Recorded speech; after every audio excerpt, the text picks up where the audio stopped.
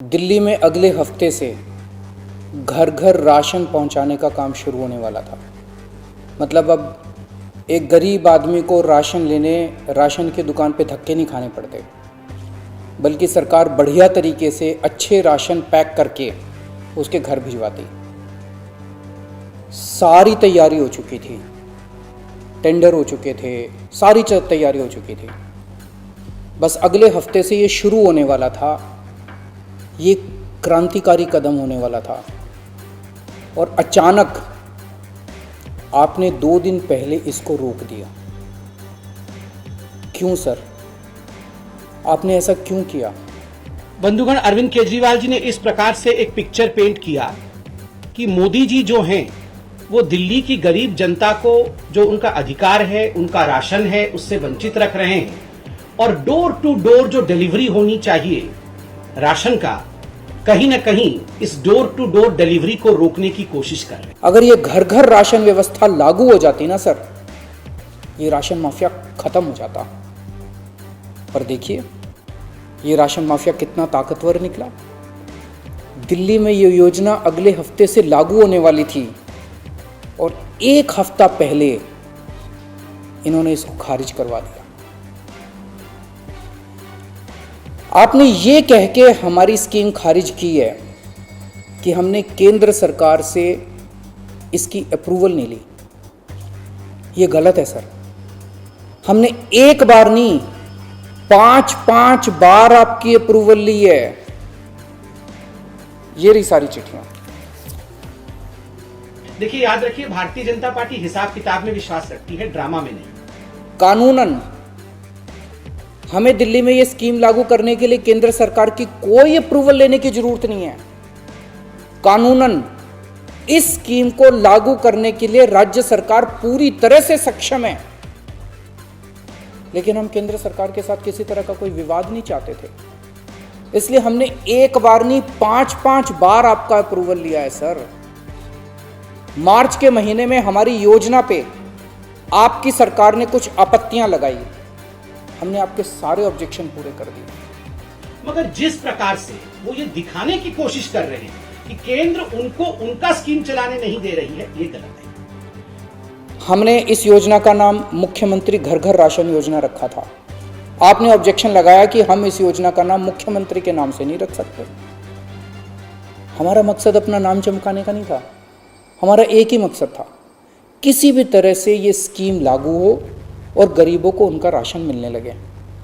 हमने आपकी बात मान ली, हमने स्कीम से नाम ही हटा दिया और भी आपने जितने ऑब्जेक्शंस किए हमने सारे मान लिए। इस सब के बावजूद भी आप कहते हो हमने आपकी अप्रूवल नहीं ली। और कैसे अप्रूवल लेते हैं सर? अब और कैसे अप्रूवल लें? इस सब के बाद भी आपने ये स्कीम खारिज कर दी। क्यों सर? लोग पूछ रहे हैं। दूसरा विषय है अरविंद केजरीवाल जी का ये जो स्कीम है, जो घर घर राशन वाला स्कीम है, उसमें एक बहुत महत्वपूर्ण बात है, उसको बड़ी चतुराई के साथ अरविंद केजरीवाल जी ने छुपा दिया। अगर इस देश में पिज्जा की होम डिलीवरी हो सकती है, बर्गर की होम डिलीवरी हो सकती है, स्मार्टफोन और कपड़ों की भी होम डिलीवरी हो सकती है, तो फिर गरीबों के घरों में राशन की होम डिलीवरी क्यों नहीं होनी चाहिए? सारा देश जानना चाहता है आपने ये स्कीम खारिज क्यों की सर? ये जो नेशनल फूड सिक्योरिटी एक्ट है, यह एक राष्ट्रीय स्कीम है, यह एक नेशनल स्कीम है।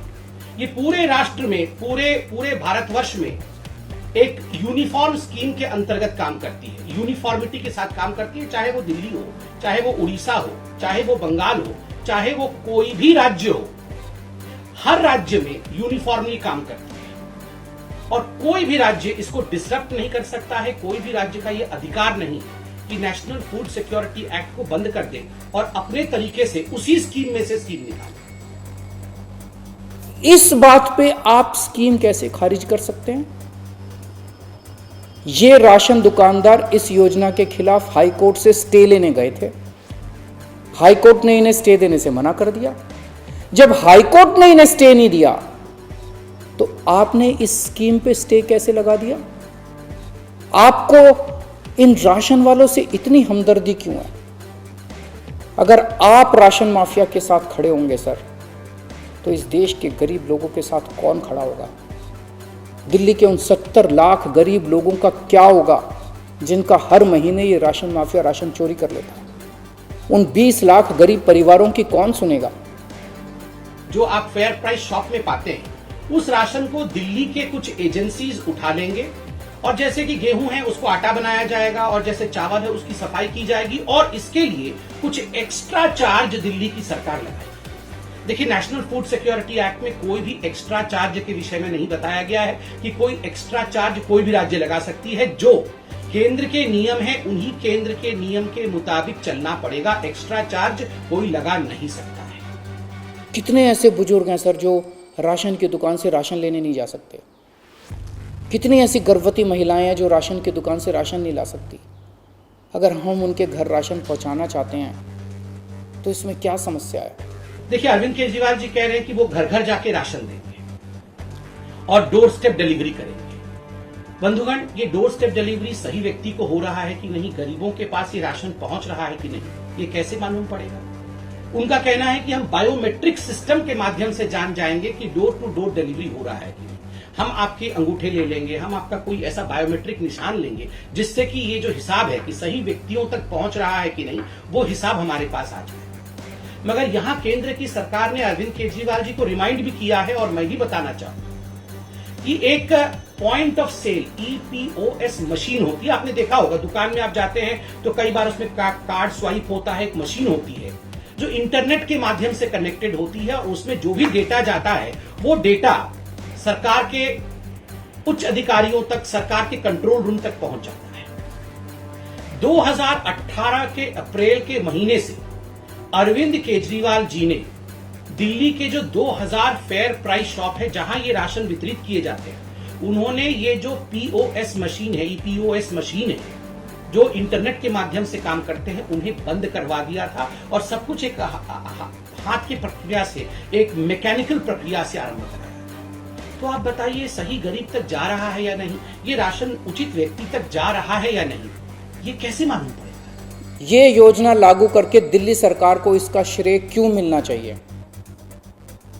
सर यकीन मानिए, ये काम मैं रत्ती भर भी क्रेडिट के लिए नहीं कर रहा। मेरा सिर्फ एक ही मकसद है, किसी भी तरह गरीबों को उनका पूरा राशन मिले।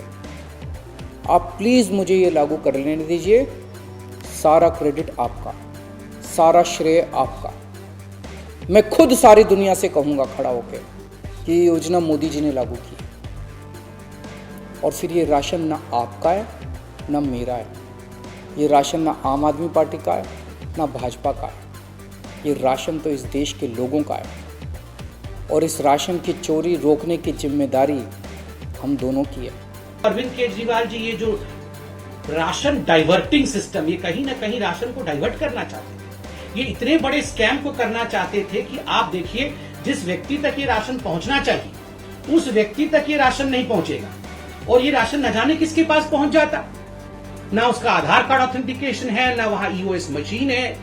मैं हाथ जोड़ के दिल्ली के 70 लाख गरीब लोगों की ओर से आपसे विनती करता हूं, सर प्लीज इस योजना को मत रोकिए।